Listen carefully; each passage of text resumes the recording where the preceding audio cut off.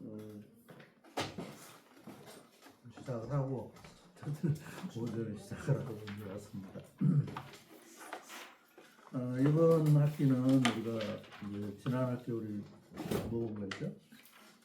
소선지서 소선지서였어요? 네, 이게 고멜 호세야, 호세야. 안개 그래서 했는데 이번 학기는 에레미야서를 네. 만났어요. 에레미야서는 복잡하고 또 힘들고 그래서 사람들이 안 하려고 해요. 근데 아주 중요한 책이라고 했어요. 이사야서는 선지자 이사야 때라는 게 이제 요시야 때가 아니라 그 양반 그 친구 이름이 뭐더라? 요시야 때 왕이 누구죠? 아니 저 이사야 때? 왕? 이사야 때 모나세? 예?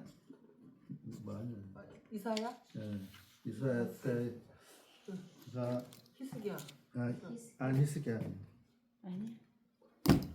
이사야 왕이야? 모나세. 아하스 때 아하스? 요새 나이가 많아가지고 제가 생각 갑자기 안 나는 이상. 저희도 그런데.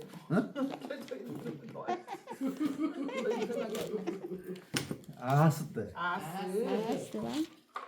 아하스 때 아주 이스라엘에서는 아주 최고로 아주 못된 야하스 왕이 아주 그 못된 짓을 한 거죠. 이 아수르 또 바벨론은 아니지만은 북왕국 또 아수르 이 왕들이 연합을 해가지고 이제 유다를 치려고 그러니까 이 아하스 왕은 이제 이 바벨론 이 사람들의 이제 등을 치고 그다음에 이제 저기를 하려고 그러죠. 이들을 태양하는. 그래서 결국은 이제 생긴 문제가 뭐냐면은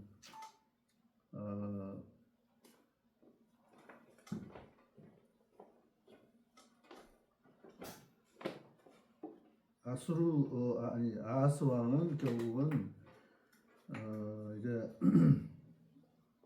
돈을 많이 갖다가 바쳐주고 또 이 성전을 새로 이제 새로 거기다가 만들어. 그러니까 이 아수르의 이 아수르가 아니구나. 이건 아수르 그다음에 지금 아수르의 그 성전을 뽑아다 가지고 이제 예루살렘에 있는 성전을 좀 헐고 거기다가 이 아수르식의 이 성전을 새로 세운 거예요. 그리고 이제 밤낮으로 이제 제사를 드리는 이런 짓을 한 겁니다. 그러니까 이스라엘 역사상에 아주 전무후무한 이런 아주 그 배신, 하나님께 대한 배신을 향한 이런 왕이었죠. 그래서 사실은 이스라엘의 멸망의 아주 이 시초가 되는 이런 상황, 제일 못된 이런 왕이라고 할 수 있어요. 또 뿐만 아니라 이제 아수리의 모든 양식을 본받을 뿐만 아니라 심지어는 자기 아들까지도 이렇게 불사를 해서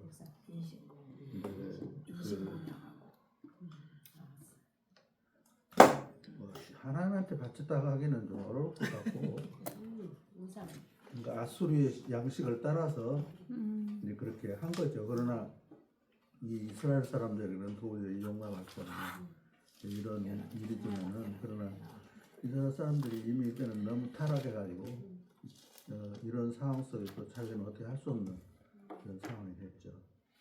그래서 이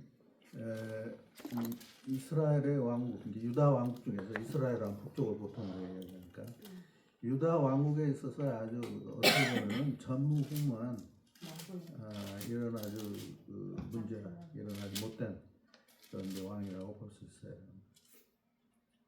근데 이제 왕 이어서 그 다음에 이제 왕이 누구냐면 이제 요시아 왕. 아하스 다음에 이제 요시아. 이분은 참 이스라엘을 대한 재건을 하고 힘을 많이 쓴 이런 이제 좋은 실제적으로 좋은 왕이다 그랬었죠. 근데 이때 바로 이 활동을 했던 선지자가 누구냐? 그러니까 아까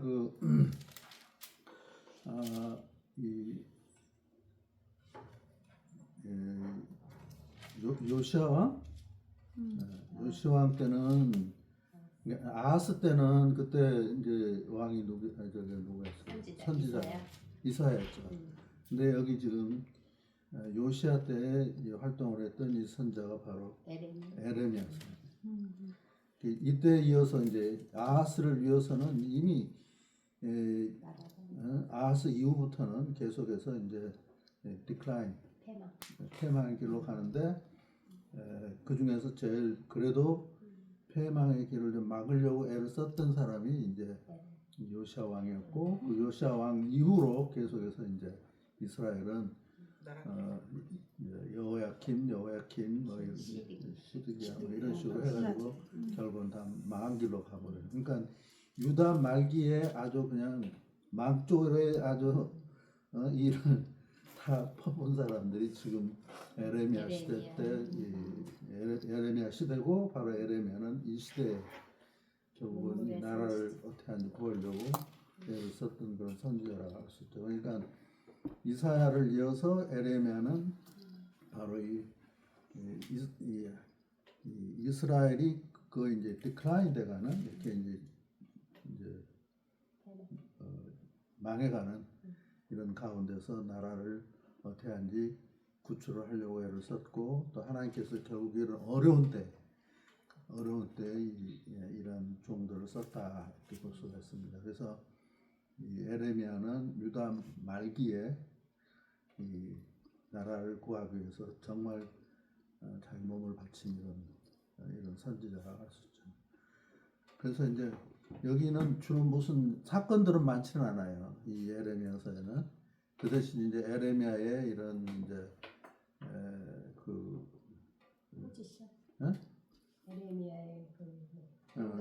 에레미야의 이런 이제 메시지랄지 또 에레미야의 노래랄지 또 에레미야의 이런 여러 가지 이제 에레미야에 관계된 이런 이야기들이 주로 이제 에레미야 선지자에 관한 일이라고 이렇게 볼 수가 있습니다.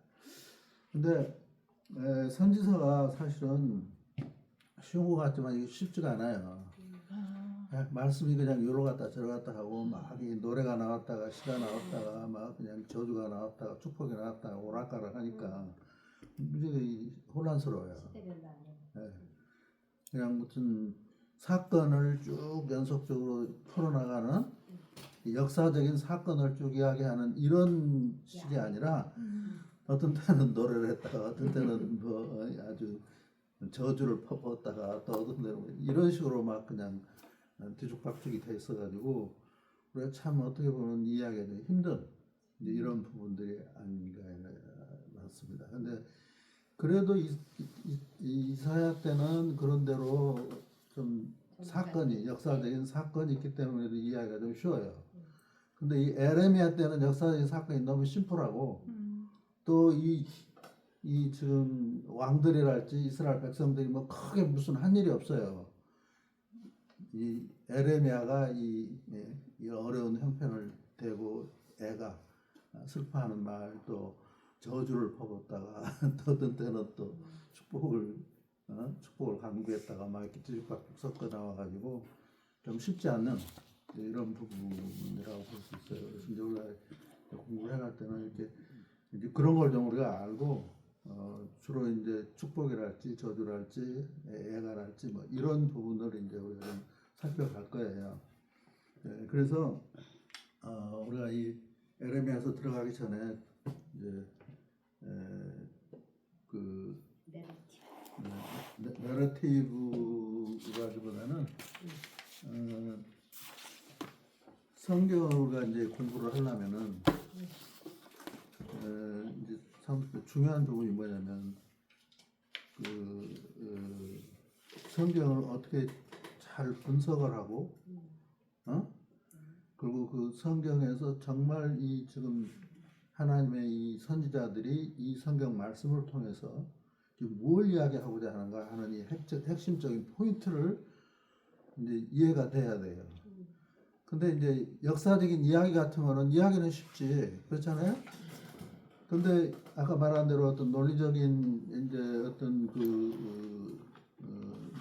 논리랄지 어떤 저주랄지 어떤 축복이랄지 이런 이야기를 쭉 하다 보면 이런 것은 이게 보면은 참 좋긴 한 것 같은데 읽고 나면은 뭘 말하고자 하는 건지 별로 머리에 딱 붙잡혀지지 않는 게 많아. 읽으면 좋은데 그렇듯하니 아주 이 사람들이 글을 잘 쓰니까. 근데 이 글을 통해서 도대체 이 선지자가 뭘 이야기하고자 하는 이 핵심 포인트를 잡기가 어려워요. 그래서 그러려면은 우리가 뭐가 필요하냐면은 아주 주의 깊게 관찰을 하고 지금 이 이야기들이 또는 이 예가들할지 혹은 이런 창가랄지 이런 것이 어떻게 전개돼 가는가 하는 것을 볼 수 있어야 돼요. 그러려면은 이제 뭐가 필요하냐면 아주 예민한 관찰이 필요하고 또 그런 문학적인 그런 이 요소들을 우리가 좀 잘 분별을 하고 또 관찰을 하고 이것을 또 잘 핵심을 찾을 수 있는 이런 게 좀 필요하지 않나. 그래서 그런 걸 이건 우리가 지금 말한다면 우리가 이 귀납적인 그 성경 연구 방법이라고 이렇게 해야 돼. 그러니까 이것을 꼭 해야 돼요. 맞아. 근데 이제 외국 같은 데 보면은 이 교육을 어떻게 시키냐면 신학 교육을 대학 4년은 그냥 공부를 시켜요. 이게 그러니까 바이블 칼레지라고 그래. 여기서는 뭘 가르치냐면 성경은 어떻게 됩니까? 성경 가르치고 그 다음에 히브리어 헬라어 가르치고 그 다음에 역사나 혹은 뭐 조금 이론적인 거 이걸로 끝나요. 이 바이블 칼레지라는 게 그러니까 우리나라 같으면은 그냥 신학대학교 이걸 이제 졸업을 해야 그 다음에 이제 목회학 석사과정 이게 목사가 되는 과정. 이거는 그러니까 이게 그걸 이제 신학교라고 그러죠. 우리 보통 세미나리. 이것은 이제 3년을 해요.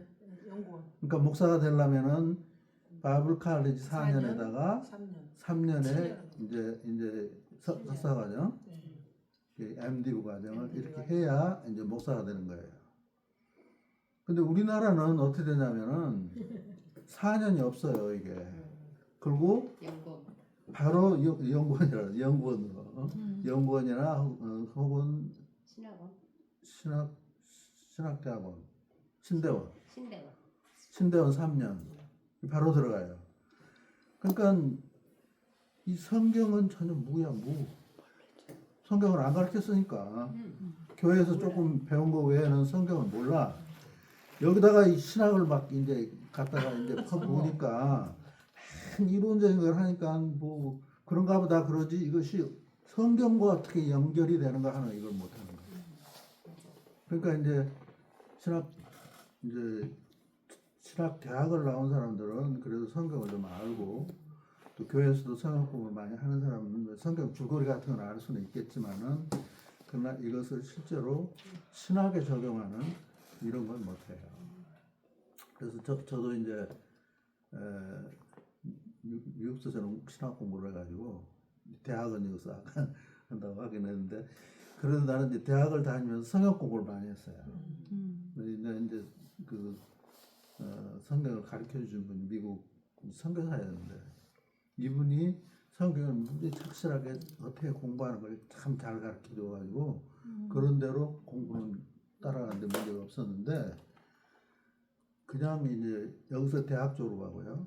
또 혹은 여기서 신대원 졸업을 했다 하더라도 미국 와서 공부하는 애들은 성경을 몰라. 그러니까 공부하는데 무지하게 힘들어하는 거예요. 그러니까 이제 내가 들어갈 때까지만 해도 성경 시험이라는 게 없었습니다. 왜냐하면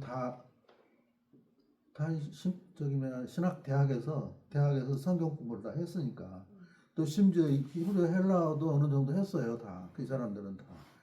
나는 알렙베키메라고 이러고 하는 반에 얘들은 그냥 히브리 성경 책 내놓고 우리 한글 읽듯이 읽고 앉았으니까 이 차이가 얼마나 많아요. 아주 죽을 뻔했어요. 그렇기 때문에 이걸 따라가려고. 그러나 어찌 됐든 간에 하여튼 나 있을 때까지만 하더라도 이제 이 성경 시험이라는 게 없었습니다. 근데 나중에 보니까 한국에서 온 학생들뿐만 아니라 다른 외국 학생들도 성경을 너무 몰라가지고 이 신학 강의를 못 하거든요. 그래서 이제 무슨 일을 하냐면 우리가 3년 공부하잖아요. 2년 공부할 때까지 2년 동안 성경을 따로 니들이 공부를 해갖고 시험을 봐서 합격을 해야 3학년 수학 신청을 하도록 그렇게 했어요. 근데 그때가 나까지 나는 안 해도 돼. 내 뒤에 온 사람들은 다 하고 했어요. 그러니까 이 한국에서 온 학생들은 이제 나중에 내 뒤로 쭉 온 학생들은 이제 MD부 들어가고 하는 이런 학생들은 이제 죽어나는 거예요. 그러니까 여름방학 때면 못 나오고요. 계속 성경 보고 그렇게 해서 이제 가까스로 시험 패스 해가지고 그 다음에 이제 3학년 이제 강의를 이제 들을 수 있는 이런 상황이 됐어요. 아마 지금도 시험 봐야 될 거예요. 이 학교 제도, 신학교 제도 너무 잘못돼가지고 한국은. 그러니까 이게 문제가 된 게 이제 그러면은 우리 한국 사람들 어떠냐? 이제 신학교에서 이제 신대원이라고 그러죠. 여기 공부를 신학을 한다고 해요. 그러나 이런 뭐 신학적인 무엇은 알긴 알지만 이것과 성경과의 연결이 안 되는 거예요. 그러니까 한 1, 2년은 학교에서 배운 거나 목사님한테 배운 설교 듣고 그냥 설교식으로 하지만은 그러나 자기가 설교를 만들고 또 이 성경에 있는 이 가르침이랄지 교훈이랄지 성경에 있는 진짜 핵심은 아무리 성경을 자기가 읽어봐도 몰라. 그러니까 성경에 대해서 너무 모르는 거예요. 그러니까 이제 한 1, 2년 목회를 하다 보면 무슨 일이 목사님들이니까 무슨 일이 생기냐면은 이제 뭐 바닥이 났다고 얘기해요. 바닥이. 어? 그래가지고 무슨 일을 하냐면 그룹을 만들어. 네, 맞아요. 성경 공부. 그룹을 만들고 이렇게 그룹을 만들고 이렇게 그룹을 만들고 지들끼리 앉아서 뭘 한다고 해요. 그리고 공부도 하고 또 이제 뭐 목사 고시 볼 때도 같이 모여가지고 또 공부도 하고 그런다 해도 되질 않아요. 왜냐하면 성경적인 기초가 없고 또 성경을 혼자 다룰 수 있는 이런 기본적인 능력이 없으니까. 그러니까 아주 이게 참 문제더라고요. 근데 그래서 제가 이제 신학교 와서 이제 교수를 하면서 제가 이제 뭐 총장도 하고 뭐 별거 다 했으니까 이제 고치고 하면서 이거 성경을 가르치는 이 클래스 이 공부를 꼭 해야 되겠다. 그래서 기납적인 성경 공부 이 과목을 꼭 넣었어요. 중요하죠. 그러고 나서 이제 내가 이제 총장을 그만두려나 안 해버렸는지 딴 사람이 총장 된 데로부터는 이게 싹 고쳐버려가지고 자기는 그런 거 배운 적이 없거든. 그러니까 이제 싹 이제 없애버리고 옛날 하던 식으로 하니까는 그 과목이 없어졌어요. 근데 지금 학생들 보면 너무 답답해. 그래서 이제 이번에는 이거 안 되겠다 싶어가지고 이제 이것부터 좀 조금씩 이 과목에다 집어넣어야 되는데 늘 자리가 없어 지금. 교수들이 다 자기 과목들이 다 채워져 있어가지고 그래서 내가 강의하면서라도 조금씩이라도 이걸 좀 가르쳐야 되겠다 그런 생각을 하고 이번 학기부터는 이걸 좀 가르치려고. 좋아요. 근데 여기 보면은 인덕티브 바이블 스터디라고요. 좋은 책이 있어요. 이거 지금 CLC에서 낸 책인데 여기서 낸 책이거든요. 여기 보면은 이제 조금 어렵기는 해. 그러나 이제 조금 여기서 설명을 해주고 배우고 그러면 이제 좀 여러 도움이 많이 되지 않을까 싶어서 같이 하겠어요. 네. 이것도 하고 이제 박수. 좋아요. 구체적으로 한번 이제 쭉 핵심 이 성경을 어떻게 이제 우리가 이해할 것인가 하는 것을 이제 관찰을 하고 이것을 어떻게 이제 적용을 하고 또 어떻게 이것을 이제 설교에 만들 것이냐 하는 이런 과정을 좀 공부를 하는 게 좋겠다 싶고 저녁에 공부하신 분들도 뭐 이거 아무리 많이 가르쳐봤자 내가 보기에는 다 잊어버리고 안 될 것 같아. 이거 성경 공부하는 것부터 가르쳐야지. 그래서 이제 이번 학교부터는 그 사람들은 그냥 이것만 가르치려고 좀 생각을 하고 있습니다. 물론 히브리어는 해야 되겠지. 여러분들도 물론 저기는 해요. 이제 이 LM에서 하겠어요. 두 개를 같이 하고. 네, 하면서 이것도 하고 이것도. 이 중에서는 하겠죠. 이제 네, 성경 네. 공부에 중에서. 네. 자 그러면 오늘 나눠준 것 가운데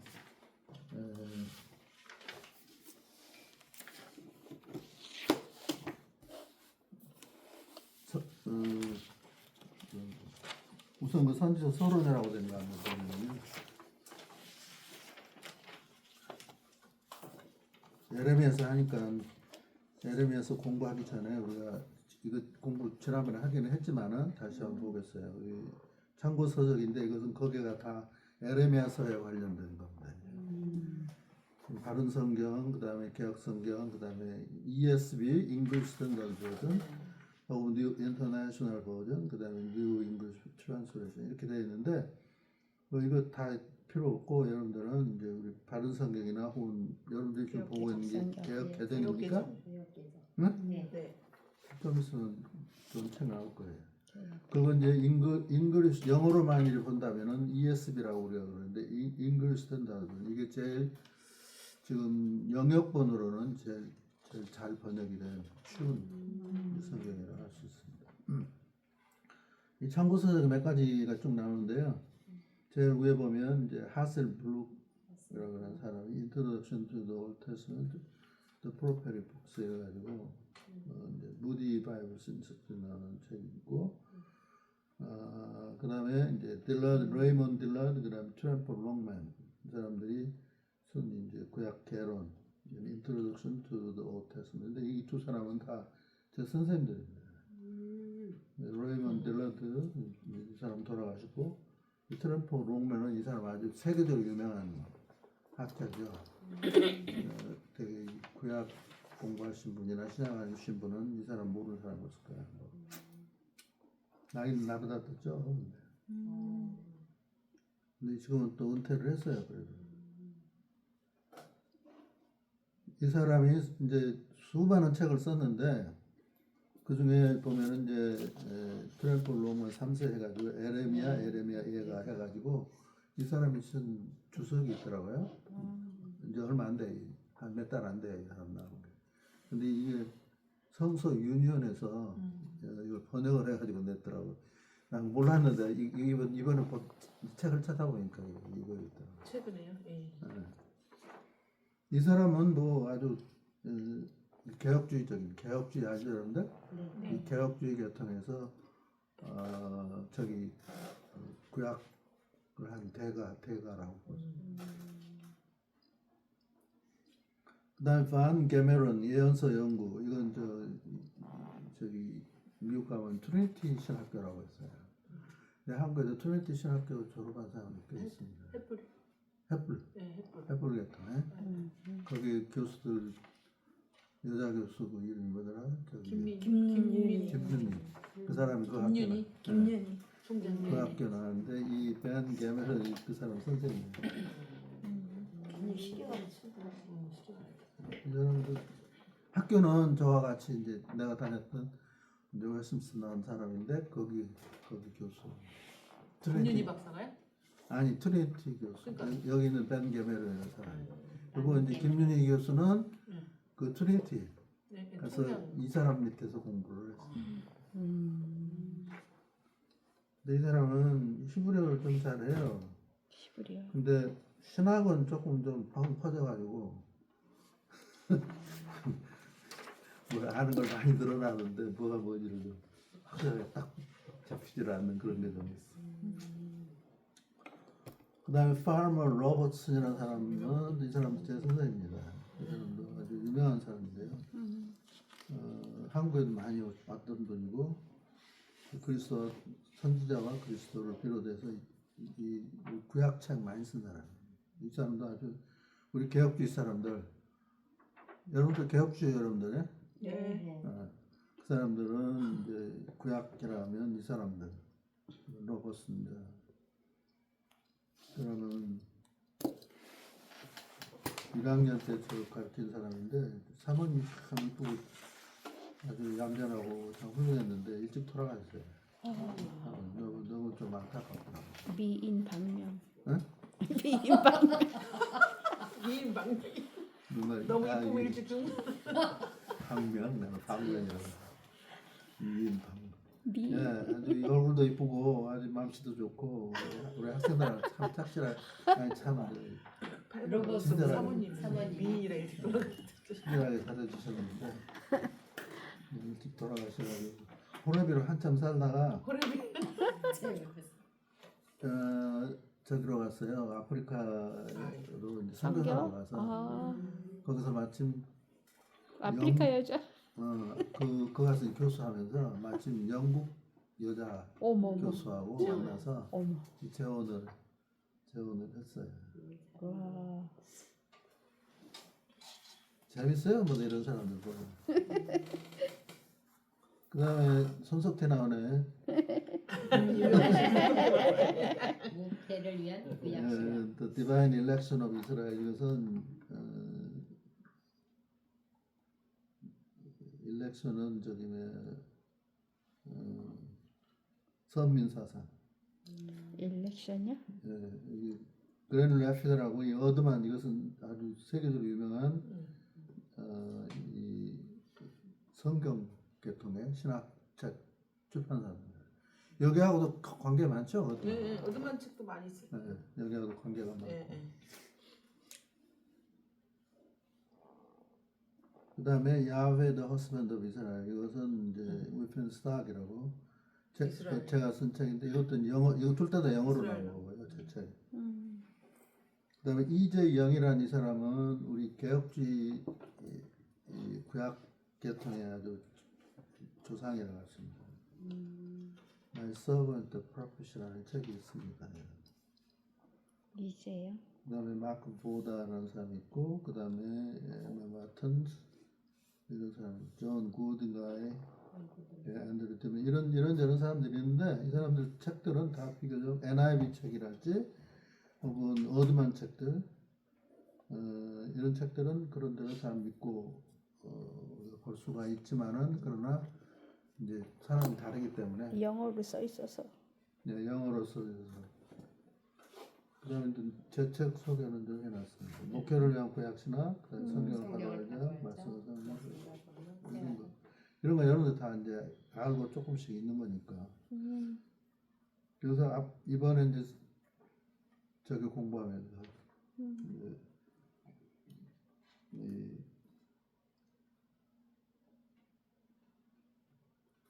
이런 이 책들은 조금 필요한 책들은 그때 보기로 하고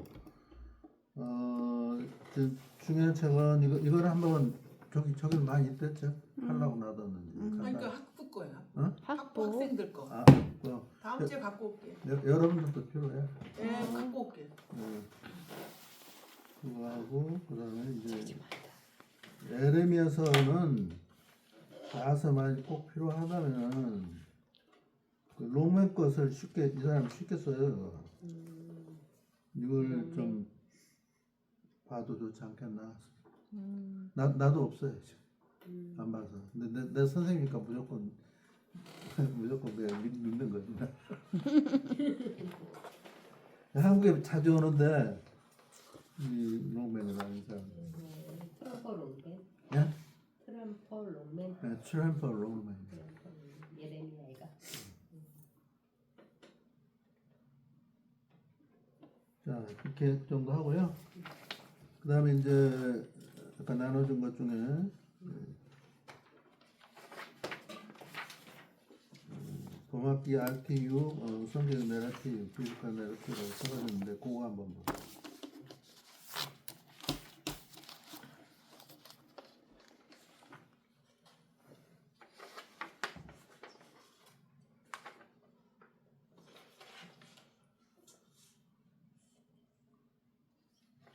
큰 이건 좀 나중에 하고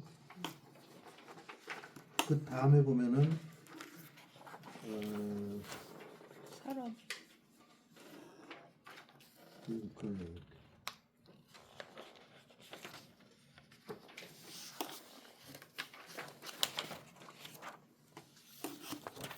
뭘 서론이라고 했지? 뭐 서론이라는 거 있어? 네. 한번 봅시다. 지금 선지서 서론 했는데 없어요? 했다고. 응? 지금 한거 아니야? 서로 선지서 서론 내놔줬잖아. 네, 그걸 잠깐 이거 우리 다 공부한 건데 이거요? 그래서 한번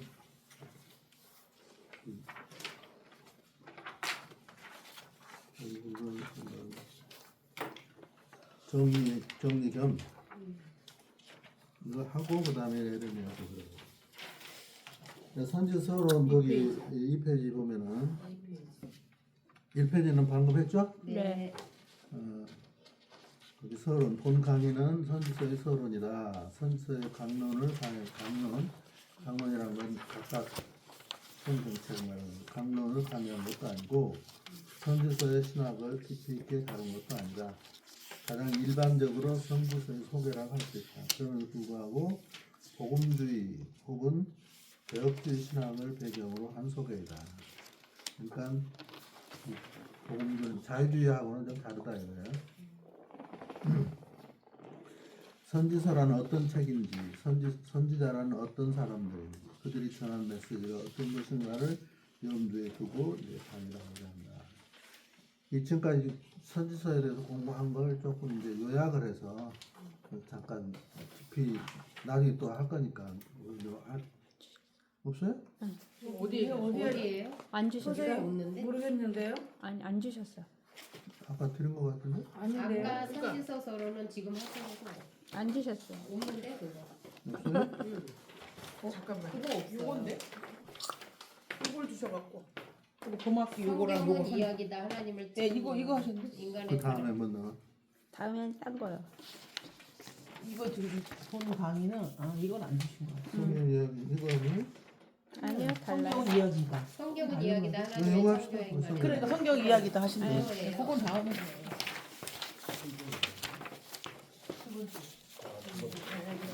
성경은 이야기다. 성경은 이야기이다. 네, 거기 하죠 뭐. 네. 이거 하나 적어. 하나님의 창조와 인간의 타락 그리고 타락한 인간을 구원하기 위한 하나님의 사랑 이야기 성경은 네. 따라서 성경을 설교하는 사람은 기본적으로 이야기꾼이어야 한다. 훌륭한 이야기꾼이 훌륭한 설교가 한다. 이게 난 참 중요한 분이라고 생각해. 맞아요. 성경을 아주 잘 이해하고 또 잘 재밌게. 알고 성경 이야기를 잘 할 수 있는. 그러니까 성경 말씀을 잘 암송도 하고 우리는 그걸 못해. 성경 암송도 잘하고 그때그때 아주 이야기를 잘 재밌게 할 수 있는 이야기꾼이어야 된다. 옛날에는 책이 없었기 때문에 사람들은 사랑방에 모여 앉아 이야기꾼의 구수한 이야기를 들으며 밤을 새우거나 한가로운 시간을 보내곤 했다. 이들의 이야기가 조상들의 내력이나 어떤 사람의 선행이나 애국 선생들의 무용담, 전설, 신화, 암흑의 애절한 사랑 이야기, 이웃집 이야기일 수도 있었을 것이다.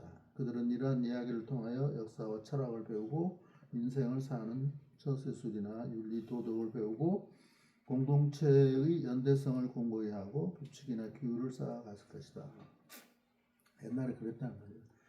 이러한 이야기를 기초로 시인은 시를 쓰고 작곡가는 노래를 만들고 노래꾼 가수는 노래를 불렀을 것이다. 마을에 축제가 생기고 공동생활을 하는 농사꾼들은 농요를 만들고 군대에 가는 사람들은 군가를 만들었을 것이다. 어린이들은 바로 어른들의 이야기를 들으며 자라가며 세상을 알게 되게 인생을 사는 법을 배웠을 것이다. 이야기를 통하여 교육이 생기는 것이다. 그래서 이야기꾼은 자연스럽게 동네에서 인기가 많아지고 지도적인 역할을 하게 된 것이다. 선생이 된 거예요. 옛날에 다 그랬어요. 그죠? 네. 지금도 이 성경 이야기를 잘하는 사람이 결국은 좋은 설교자가 되고 또 좋은 학자도 좋은 학자가 되고 이러한 예는 이스라엘에서도 마찬가지다. 성경 시대의 이스라엘 사람들은 성문에 앉아서 옛날 조상들의 이야기를 듣고 산 사람들이다. 이들도 책이 없으니 입에서 입으로 내려오는 구전이 바로 역사책이고 성경이었을 것이다. 우리가 주의할 것은 성경이 구전을 기록한 것이라는 의미가 아니라 성경 이야기를 이야기꾼들이 사람들에게 들려주었다는 의미다. 그만하겠죠? 네. 성경이 많지 않고 성경을 읽을 수 있는 사람도 많지 않기 때문에 성경을 읽을 수 있는 사람이 성경을 파라프레이즈 한다면 이제 파라프레이즈 하면은 이야기 쉽게 이야기를 해준다. 쉬운 이야기. 그래서 성경 이야기를 들려준 것이다. 하나님에 대한 이야기, 조상 아브라함과 이삭과 야곱의 이야기, 야곱과 에서의 이야기, 야곱의 사랑 이야기, 요셉 이야기, 모세 이야기, 여호수아 이야기, 그리고 여리고 작전, 또 기생남 이야기, 또 기도원 이야기, 삼손 이야기, 다윗 이야기, 다니엘 이야기 등등 성경은 그야말로 이야기로 꽉 차 있다. 그렇죠? 네. 그래서 아마도 성경 이야기를 잘 할 수 있는 사람이 인기가 많고 지도자가 될 수 있었을 것이다. 집안에서의 가장은 성경 이야기꾼 이해하고 성읍이나 제사장, 회당장, 선지자, 랍비들은 기본적으로 재미있는 이야기꾼이어야 했을 것이다. 인기 있는 이야기꾼일수록 재능 있는 이야기꾼 또는 그러니까 인기 있는 이야기꾼일수록 재능 있는 이야기꾼, 재미있는 이야기꾼이었을 것이다. 그래서 재능 있는 이야기꾼은 그 이야기를 기본적인 줄거리나 내용을 유지하며 그 이야기 안에 그의 재능에 따라 그 이야기를 구성하고 그 이야기의 흐름을 조절하고 다양한 문학적 기법을 동원하여 어떤 부분을 강조하기 위하여 설명을 더하고 반복하거나 생략할 수도 있었다. 클라이막스에 이르고 이야기의 대단원을 마치기까지 나름대로 다양한 기법을 사용하였을 것이다. 그렇잖아요? 이 성경 이야기가 사실은 이 성경이 쓰여지기 전에 뒷배경이라는 건 다 이렇다고 봐져요. 따라서 이야기와 이야기의 줄거리는 성경은 물론 문학작품의 기초이다. 이야기꾼은 자기의 이야기를 재미있고 흥미있게 하기 위하여 문학적 기교를 사용한다. 그냥 평범하게 써놓으면 재미가 없어. 그러니까 이제 이런 문학적인 기교를 사용한다. 이야기를 꼭 시간의 흐름을 따라 순서대로 안 할 수도 있고 이야기의 재미와 흥미를 돋구기 위하여 다양한 문학적 기법을 사용할 수 있다. 같은 단어라도 다양한 단어의 의미나 비슷한 발음을 통하여 이야기의 의미를 감추거나 드러내어 듣는 사람의 호기심을 자극하고 웃음을 자아내게 하거나 심오한 진리를 깨달을 수 있게 하는 경우도 있다. 모든 문학 작품이 사실은 그런 거예요. 있는 대로 그대로 이야기 쓰는 사람 별로 없어. 왜냐면 여러 가지 구성을 하고 그걸 또 여러 가지 이제 맞추고 이렇게 해가는 거 아니에요? 이 룻과 보아스 같은 이런 이야기도 그렇다. 특히 성경의 경우는 많은 신학적 질문을 숨겨놓고 있다. 따라서 성경 이야기는 작가에 의해서 어느 정도 꾸며진 이야기라 할 수 있다. 그러나 그 꾸밈의 과정을 우리는 하나님께서 성령을 통하여 컨트롤 조절. 그러니까 아무렇게나 쓰도록 내버려두면 아니고 하나님께서 컨트롤을 해서 그 중요한 줄거리가 어떻게 전개되고 어떻게 표현이 되고 하는가 하는 것을 이제 하나님께서 컨트롤을 하셨을 것이다. 문학작품이나 영화나 연극, 오페라 등도 그 안에 기본적인 이야기의 줄거리가 있다. 그 이야기를 더욱 흥미있고 관심있고 감동을 자아내게 하기 위하여 작자는 이야기를 구성하지 않을 수 없다. 그래서 픽션화한다. 사실. 네. 이야기를 만든다. 그래서 내러티브라는 것은 사실적인 사건을 중심으로 전개될 수 있고 전혀 사실에 근거하지 않는 픽션일 수도 있다. 작가가 만들어낸 이야기 수도 있고 이러한 경우 우리는 문학 장르를 분류할 때 이것을 픽션 내러티브, 허구 장르라고 말한다. 문학이 꼭 사실적 사건이 아니라 하더라도 하나의 이야기를 만들어내기 때문에 현대인들은 성경도 허구 장르, 말하자면 만들어낸 이야기라고 주장하는 사람도 있다. 그러나 성경이 허구 이야기라면, 말하자면 아담과 이브 이야기가 허구라면 성경의 모든 역사가 허구 위에 세워진 이야기가 될 것이고, 우리는 허구를 진리라. 허구를 진리로 믿는 자는 어리석은 사람이 될 것이다. 따라서 성경의 이야기는 역사이고 역사적인 사건이다. 결코 사람이 꾸며낸 이야기, 픽션 내러티브가 아니다. 성경은 사실적입니다. 그 사실적인 이야기를 더 잘 이야기하기 위해서 여러 가지 구성을 하고 이야기에 여러 가지를 구성을 한다, 이렇게 해야 제일 좋겠네요. 그런 건 사실이지만 그렇다고 해서 허구적인 이런 것은 아니다. 그렇다면 실질적인 문제로 우리 목회자들은 어떤 사람이 돼야 하는가? 목회자들은 목회자들은 기가 막힌 이야기꾼이 되어야 된다. 성경 이야기꾼이 되어야 한다. 성경 이야기꾼의 성경 이야기가 가장 감동적인 설교라는 것을 모르고 현대 설교자들은 자기 나름대로 많은 허구적인 이야기를 만들어내려고 애를 쓴다. 그런 사람들은 감동을 받고 은혜 받는 것은 성경 이야기다. 그 자체이다. 성경을 이야기해야 된다. 그러니까 무슨 헛소리를 하더라도 기본적인 틀, 여기서 기본적인 가장 핵심적인 것은 성경의 뼈대를 벗어나서는 안 되는 거예요. 여기다 조금씩 붙여가는 거예요. 다른 사람도 쉽게 이야기할 수 있고 재미를 갖도록 조금 살을 붙이고 뭐 하는 건 좋아. 그러나 이것을 근본적으로 벗어나서 딴 소리를 해서는 안 된다.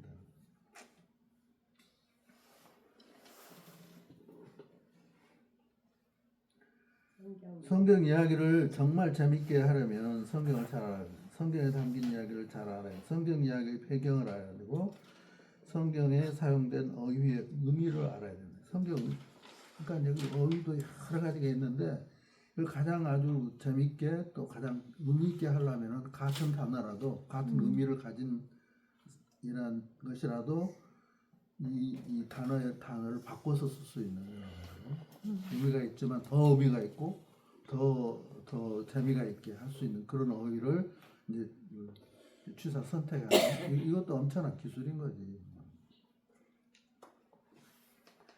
성경 이야기의 구성과 구조, 성경 저자의 주제와 의도 등을 정확히 알아야 된다. 그래서 이야기가 어떻게 흐르고 발전되어 나가며 그 이야기의 최종 목적지가 무엇인가를 정확하게 알아야 된다. 그러나 무엇보다도 중요한 것은 성경 이야기 그 자체를 정확히 알고 암송하고 있어야 하는 것이다. 그래서 좋은 설교가가 되려면 재미있는 이야기꾼이 되어야 된다. 그러니까 이 성경의 이야기도 진행되는 이런 진행이라는 게 있잖아요. 구조가 있잖아요.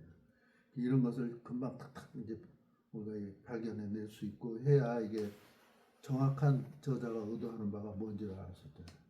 지난 우리 창세기 1장 할 때도 그냥 그대로 쭉 읽어가면은 그냥 사실 뭐가 무슨 뜻인지 알 수가 없어요. 전혀 엉뚱한 소리를 하게 되거든요. 그래서 조금 더 주의 깊게 생각하면 여기에 이런 구조가 있다는 걸 알게 되잖아요. 그러면 이야기는 전혀 달라지는 거예요. 그러니까 이런 것을 분별해 내려면은 이제 우리가 성경을 자세히 더 봐야 되고 여기에 저자가 과연 여기서 무슨 이야기를 하고 여기서 어떤 어휘를 통해서 지금 이 성경의 이런 전개 과정이랄지 발전 과정을 전개하고 있는가 이걸 찾아내야 되는 거예요. 이걸. 그러니까 다른 이제 삽입 같은 것도 삽입이 되려면 우리가 지난번에 이야기했잖아요.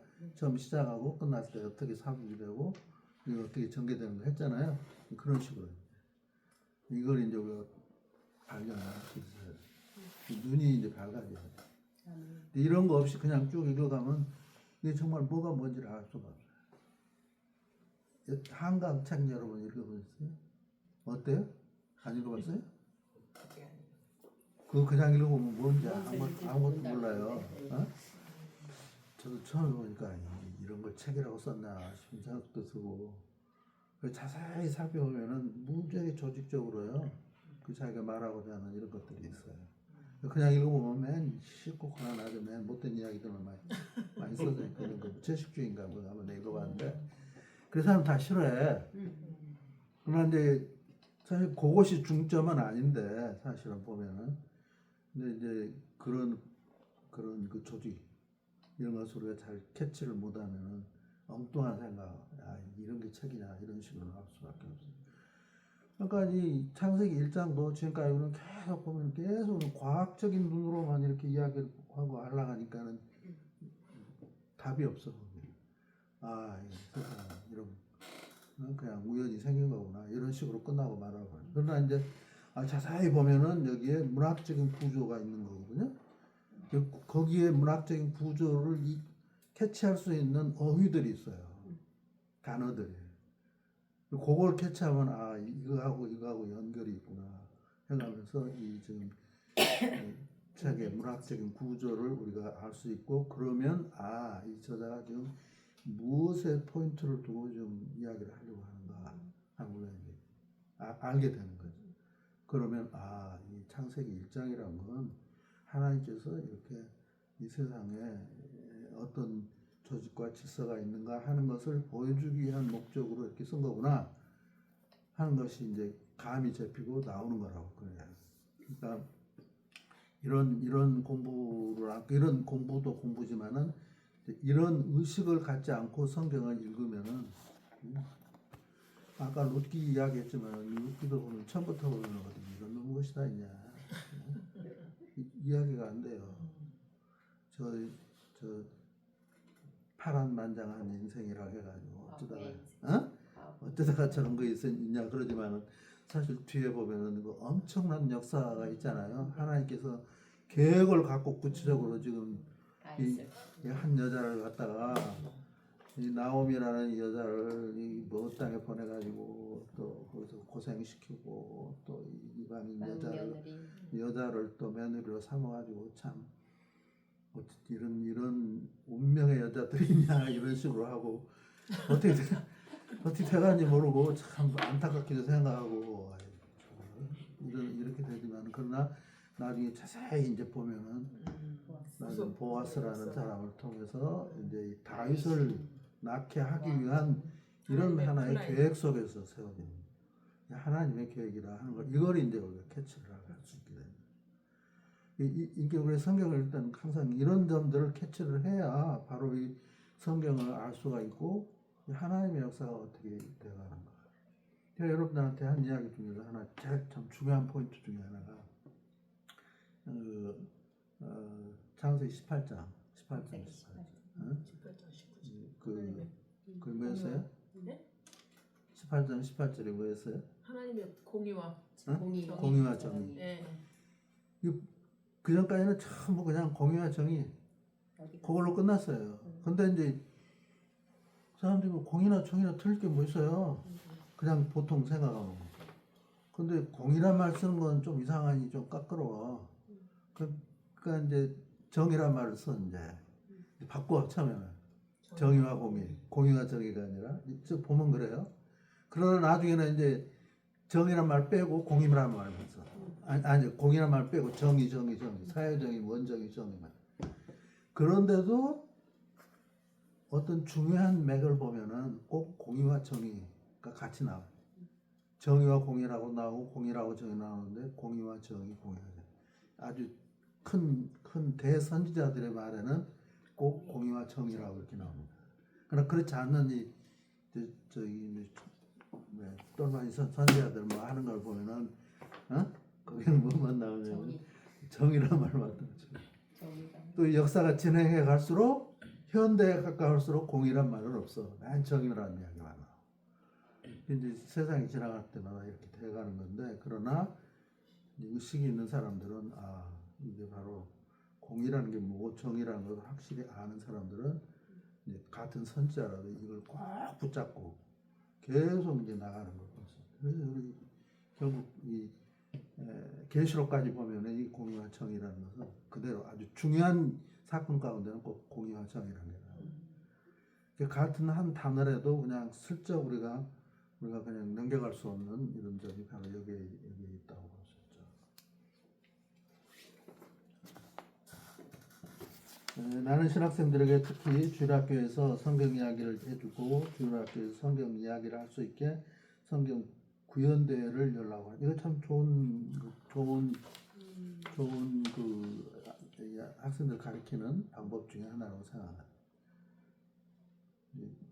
나와서 그 성경 이야기를 할 수 있도록 어린애들한테 제가 아는 그 교수 하나는 전남대학교 약학대학 교수인데 여자분이시죠. 우리 저기 나영화 교수는 잘 아는데 전남대학교 약학대학 교수님이고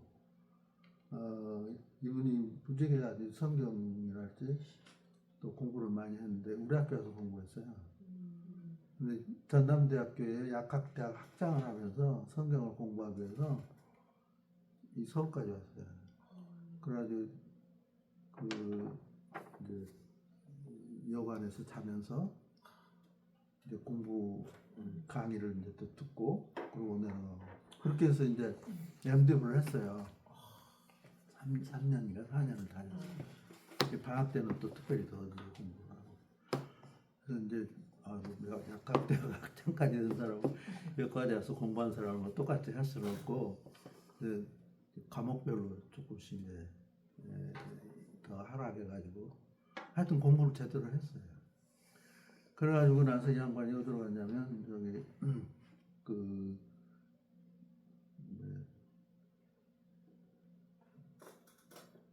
중국 옆에 있는 그 조그마한 나라 홍콩. 어? 홍콩. 대만, 홍콩. 아니 대만.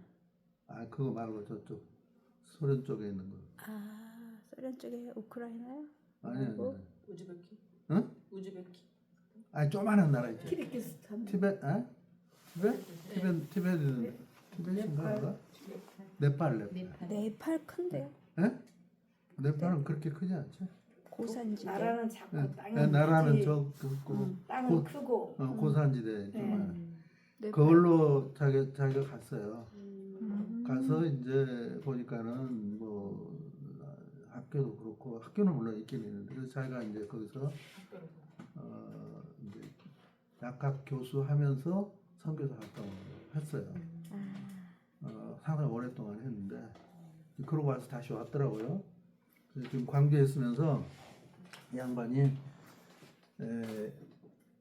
학교 이제 자기 그냥 있기는 그러니까 이제 은퇴한 상황이죠. 나이도 많고 그래서 애들한테 영어를 가르쳐주고 성경을 암송하게 하는 거예요. 와. 영어로 암송하도록. 와. 근데 루키인가 이걸 암송을 시켰대요. 이 애들한테. 근데 애들이 다 한다는 거야. 어떻게? 영어로 다 암송을 한대네. 대단하네요. 그래가지고 그 암송 대회를 하는데 뭐 하여튼 대단한 그 이 일을 하고 뭐 애들도 다 좋아하고 부모님도 또 다 와서 다 보고 막 이렇게 했다고 그래요. 그래서 자기는 이 애들한테 영어로 이렇게 암송을 하도록 가르친다는 거야. 야, 참 나는 성경 구절 하나를 암송 제대로 못하는데 어떻게 한 책을 갖다가 그렇게 할 수 있는가. 근데 이 중고등학교 학생들 그렇게 시키면 또 되는 모양이야 그렇게. 어? 젊으니까 머리가 좋아. 애들이요? 요새 애들? 그게 참 잘한 일이다 이렇게 생각이 되는데 이제 어찌 됐든 간에 그렇게 해서 애들이 나와서 이제 그 영어를 이제 하니까 그 자기가 뭐 이해를 하든 어쩌든 간에 일단은 하나의 이야기꾼으로서의 그걸 이제 자기는 성경대로 암송을 하고 있지만은 이제 어떤 데 가서 이야기를 하려면 술술 나올 거 아니에요 자기 말로. 그래서 참 좋은 방법 중에 하나다. 성경을 암송시키고 이게 성경 구절을 암송한 게 아니라 전체. 성경 전체를 암송을 시키고 이것도 참 좋은 방법 중에 하나다. 그러려면 자기도 암송을 해야지. 근데 자기는 안 돼요. 아. 같이 안 돼. 이 나이가 지금 거의 70이 다 돼가는 사람인데 70이 넘었나? 70 넘었겠다. 그래서 깜짝 놀랐어요. 자기가 나한테 그 이야기를 써서 보냈더라고요. 아무튼 우리는 성경을 잘 읽고 또 충분히 소화를 하고, 그래서 어떤 의미에서는 우리 목회자들은 이야기꾼이 돼야 된다. 성경 이야기.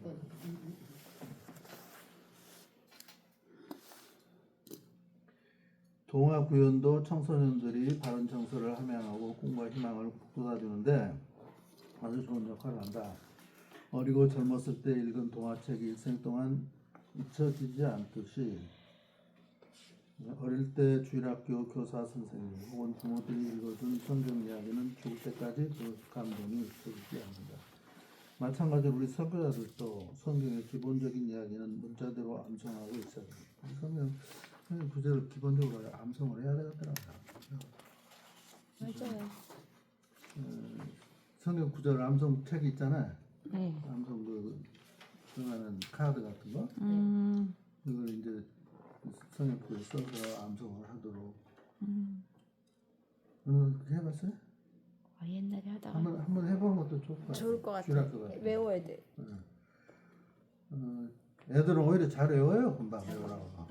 그러니까 근데 그거 한번 이제 외워놓으면 이렇게 머릿속에 넣어놓으면 그거 안 잊히잖아.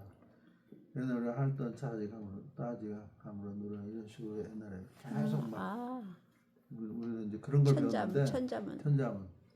근데 이제 요새는 우리 교회 사람들 그걸 하는 것도 좋은 방법 중에 하나거든요. 마찬가지로 우리 설교자도 성경의 기본적인 이야기는 문자대로 암송하고 있어야 된다. 설교자는 성경 이야기를 들려주고 해석해주고 적용하는 법을 가르치는 자이다. 그러니까 이야기를 들려주고 해석해주고 적용하는 법을 가르치는 자이다. 따라서 설교자의 설교는 이야기, 나라티브라고요. 이야기, 성경 이야기, 성경 본문으로부터 시작해야 된다. 설교자의 설교는 성경 본문으로부터 시작해야 되지. 성경 구절 하나 갖고 그 다음에 막 투박지어서 딴소리 하면은 결국은 헛소리 나오는 거죠. 본문을 떠나서 자기 이야기나 남의 이야기를 말해서는 안 된다. 성도들은 교회의 성경 이야기를 들으러 나온다. 하나님의 창조 이야기, 예수님의 사랑 이야기, 신앙 선배들의 믿음 이야기를 들으러 나온다. 그래서 우리는 기본적으로 이야기꾼이 돼야 된다. 저는 이제 대학 다니면서요, 그 안암 제1교회라고 있어요. 여기 고려대. 네, 그때 그 목사님이 무슨 목사, 근데 나이가 많으신 분이었어요. 평양신학교 나오신 분. 근데 이 양반은 항상 설교를 할 때는 이렇게 이야기를 하더라. 성경 이야기를 그대로 해요. 근데 아주 기가 막히게 재밌게. 그래서 참 재밌다. 처음부터 와서 성경 이제 설교 듣고 좋다 하는 사람 없어요. 줄지. 저거 그러는데 이 양반 하도 재밌게 설교를 하니까 성경 이야기를. 그러니까 듣고 있으면 언제 시간 가는지 모르게 가버리고 또 나중에 이제 되면 가고 싶고 교회. 그렇게 처음 시작을 그렇게 했어요 저는. 그래서 참 성경이라는 게 참 재밌다. 맞아. 그렇게 했는데 이제 그런 식으로 하는 게 참 좋지 않나 싶어요. 성경 이야기를 자기가 확실하게 나는 못하는 거지만 여러분들한테 지금 이야기를 한 거야. 그래서 어릴 때부터 했다면 잘했을 것 같은데 중요해. 성경 이야기를 들려주고 할 수 있으면 암송을 하고 또 암송대도 하고 그렇게 하면은 이제 목사님도 좋고 학생들도 좋지 않냐. 그래서 신앙 선배들은 믿음 이야기를 들으며 나온다. 그래서 우리 신앙 선배들의 믿음 이야기를 들으며 나온다. 그러니까 여기는 하나님의 창조 이야기, 예수님의 사랑 이야기, 신앙 선배들의 믿음 이야기를 들으러 나온다. 그래서 우리는 기본적으로 이야기꾼이 되어야 된다. 여기 나오네. 저는 대학을 다니며 학교 근처에 교회 다녔다. 물론 성경부도 성경 공부 선생님을 통하여 기교적인 면에서 많았다. 그러나 그 교회 가면 목사님이 항상 성경 이야기를 그렇게 재밌게 해줬다. 뻔히 알고 있는 이야기인데도 재밌게 하니까 재밌게 들었다. 그래서 그분의 재미있는 성경 이야기가 기대가 되었다. 그분은 이미 소천하셨지만은 지금도 그분 이야기가 내 마음속에 떠나지 않는다. 장덕호 목사님, 부총회장까지 했어요. 총 옛날에 우리는 안 나눠졌으니까 이렇게 막 갈래갈래 안 찢어지고 그냥 저기 장로의 총회신학 하나 좀 신에 있네요. 근데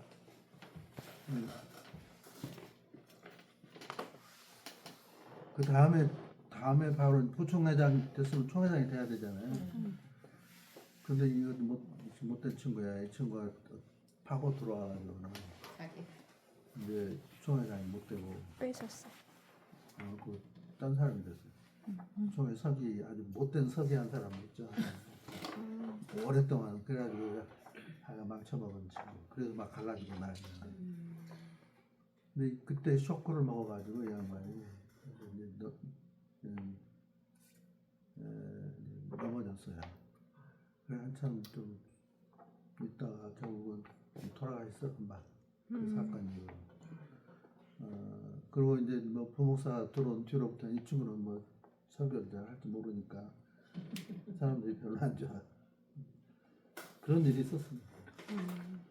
설교자, 목회자는 훌륭한 이야기꾼이 돼야 되고 이야기꾼들을 길러야 된다. 그렇다면 우리는 비블컬 내러티브, 비비컬, 성경적인 바이블컬. 내러티브라는 건 이건 서법, 성경 공부, 성경 신학 공부의 기초라는 것을 알 수 있다. 성경의 내러티브를 체계적으로 그 이론과 실제로 공부해야 될 필요가 있다. 네. 그래서 이 균합적인 성경 공부의 필요성이 얼마나 중요한가 하는 것을 여러분들한테 했는데 앞으로 이제 목회를 하면서 설교를 해야 되실 분들이니까 이렇게 균합적인 이 공부를 좀 다 하시는 게 좋겠다 합니다. 우리 몇 시까지 해요 이거? 20분인데. 네? 3시 20분까지만 하시면 되는데 조금 더 하셔도 되죠. 20분 넘어 그러는데? 예. 새로 하기는 그렇고 오늘 첫날이니까 여기까지 하고 다음부터는 두 가지 한 2시간이죠? 네네. 예? 이거 우리가 공부 2시간 해야 되는 거죠 여기서? 이게요? 네. 아니요. 1시간. 1시간 쪼개가지고 하라고? 예. 아니 그러니까 1시간 20분 정도인데요. 그러니까 1시간 20분, 60분 80분 정도. 80분? 2시간은 아니고 1시간 좀 더 준 거죠. 1시간. 그러니까 쪼개가지고 시간 반. 그 책을 갖고 오겠습니다. 그러면 그거 기납법도 성경용.